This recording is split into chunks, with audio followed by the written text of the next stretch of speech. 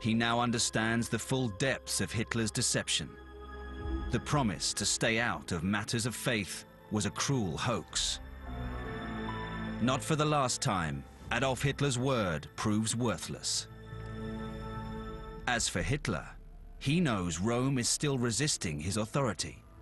So he sets his sights on individual members of the clergy.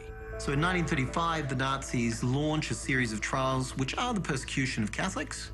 As they're portrayed, priests who have engaged in degenerate activities. Some of it is, in fact, affairs that they're supposed to have engaged in with women. But other instances are that these priests are supposedly preyed on children.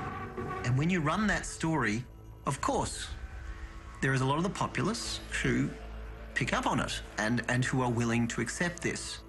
Through violence and intimidation, Hitler is attempting to silence any opposition to his new church. And it works.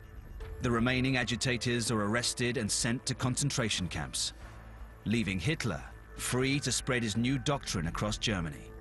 A doctrine that not only places him at the head of the church, but also in the position of Messiah.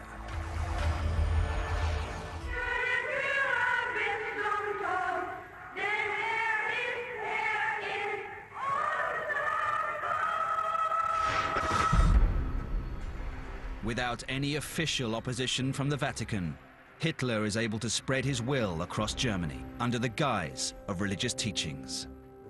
So many German people thought of Hitler as the supernatural being, the Redeemer, the Savior.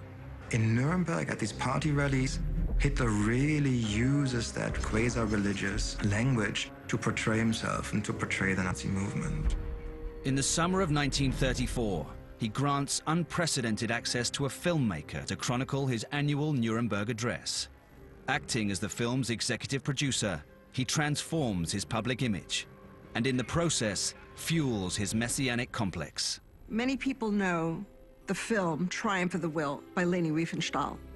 That's a film of the Nazi Party rally, and it opens with a beautiful city of Nuremberg, very medieval, yes, very Gothic. It looks very Christian. And then the film shows the clouds. And then suddenly, out of the clouds emerges the plane with Hitler in a kind of messianic way, a kind of Jesus image. So of course they made use of Christianity. The whole idea of ritual in the Catholic Church and in the Christian Church was very, very powerful. It's so interesting how some of these rituals are close to Christianity. Light against darkness, that's a very powerful image. There's a religious side or dimension to the Nazi movement that's going on here, and it's not necessarily a Christian one.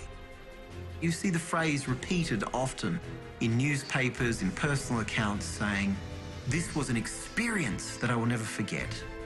This kind of experience of faith. To die for Germany becomes a kind of martyrdom, yeah? Sacrifice, self-sacrifice is, of course, a quintessential Christian idea, and the Nazis used that idea. The nation is the new church, yeah? And to die for the church, to die for the nation, that is now the task of the German people. And Hitler presents himself as some kind of Messiah, as some kind of God. It's almost like a religious, a metaphysical bond right between the Führer and his people. There were even people who would go up to Hitler and want to be touched by him because they thought they would be healed.